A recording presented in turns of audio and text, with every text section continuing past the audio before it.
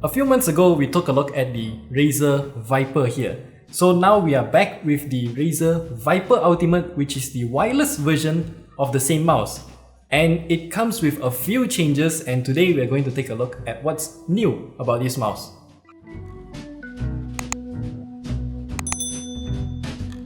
So we unboxed the entire mouse here, so what we get, of course, the mouse itself, and also this dock and a removable speed flex cable with a micro USB tip, which firstly I would say they shouldn't use this kind of semi-proprietary connector here because you can only use their cable to plug it into the dock.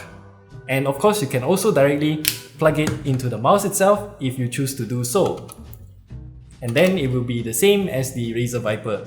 But that's not the point today, because you have the wireless adapter which is hidden behind the door here.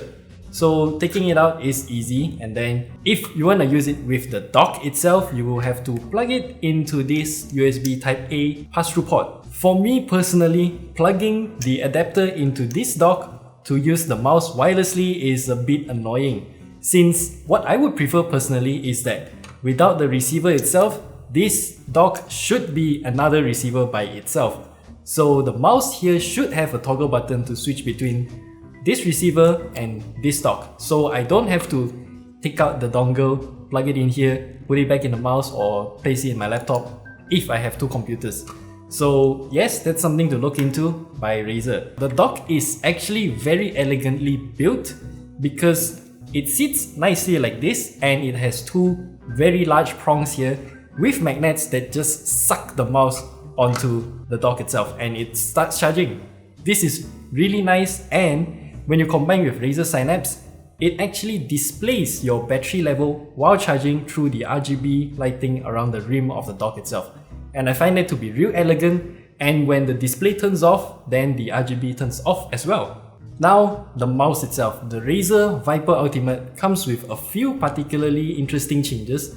Firstly, the scroll wheel is a lot more resistant than before. You can feel each step the scroll wheel takes, it's a lot more aggressive. It's just not as smooth as before, but it just clicks real rigidly with each turn. And I really like that because in Premiere Pro timeline, when you just want to scroll the timeline zooming in and out, you can feel each click how much you want to zoom in. And personally, that's one of my favorite features about the Razer Viper Ultimate. And at the back here, you can also see above the power switch here, you have a profile cycle button. You can save up to 5 profiles on board itself, so you don't have to install Razer Synapse on another PC, and you can still use any of the shortcuts that you have programmed onto the mouse itself. The design of it is actually just the same as the Razer that we've taken a look a few months ago. However, since this is focused on lightweightedness, the original Viper, it weighs in at 69 grams for the original one. This one, for the wireless version, they still need to slot in a battery, which I find it to be amazing because this mouse only weighs in at 74 grams in total. I have no idea what type of engineering Razer did to trim off the excess weight and still fit in a battery.